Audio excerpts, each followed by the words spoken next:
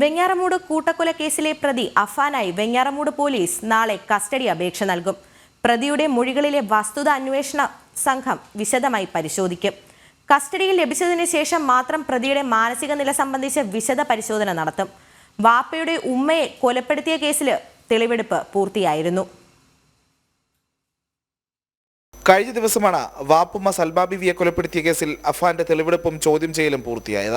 3 ദിവസം കൊണ്ട് നിർണായകമായ വിവരങ്ങളാണ് പോലീസിന് ലഭിച്ചത്. അഫാന്റെ മൊഴികൾ വളരെ വിശദമായി അന്വേഷണ സംഘം പരിശോധിക്കും. മാത്രമല്ല, ഉറ്റവരെ അതിക്രൂരമായി കൊലപ്പെടുത്തിയിട്ടും നിർവികാരമായി പെരുമാറുന്നതിനാൽ അഫാന്റെ മാനസിക നില സംബന്ധിച്ച് പോലീസിന് സംശയമുണ്ട്. അതിനാൽ പ്രതിയുടെ മാനസിക നില വിദഗ്ധരുടെ നേതൃത്വത്തിൽ വിശദമായി പരിശോധിക്കും. പ്രതിയുടെ സഹോദരൻ അഫ്സാൻ, പിതൃസഹോദരൻ ലത്തീഫ്, ഭാര്യ ഷാഹിദ, പെൺസുഹൃത്ത് ഫർസാൻ എന്നിവരുടെ കൊലപാതകത്തിൽ വെഞ്ഞാറമൂട് പോലീസ് കേസെടുത്ത് അറസ്റ്റ് രേഖപ്പെടുത്തിയിരുന്നു. ഇതിന്റെ തെളിവെടുപ്പിനായി നാളെ കസ്റ്റഡി അപേക്ഷ നൽകും. അഫാന് പെൺസുഹൃത്ത് ഫർസാനയോടും വൈരാഗ്യമുണ്ടായിരുന്നതായി മൊഴി നൽകിയിട്ടുണ്ട്. പണയം വെക്കാൻ നൽകിയ മാല തിരികെ ചോദിച്ചതാണ് വൈരാഗ്യത്തിന് കാരണം. മാതാവ് ഷെമിക്ക് സുഖമില്ലെന്ന് പറഞ്ഞാണ് ഫർസാനയെ വീട്ടിലേക്ക് വിളിച്ചു വരുത്തിയത്. മുളകുപൊടി വാങ്ങി കയ്യിൽ സൂക്ഷിച്ചിരുന്നു. കൊലപാതക സമയത്ത് ആരെങ്കിലും വന്നാൽ ആക്രമിക്കുകയായിരുന്നു ലക്ഷ്യം. ഫർസാനയുടെ മാല തിരികെ എടുത്ത് നൽകാനാണ് പിതാവ് അബ്ദുൾ റഹീമിന്റെ കാർ പണയപ്പെടുത്തിയതെന്നും മൊഴിയിൽ പറയുന്നു. ജനം, തിരുവനന്തപുരം.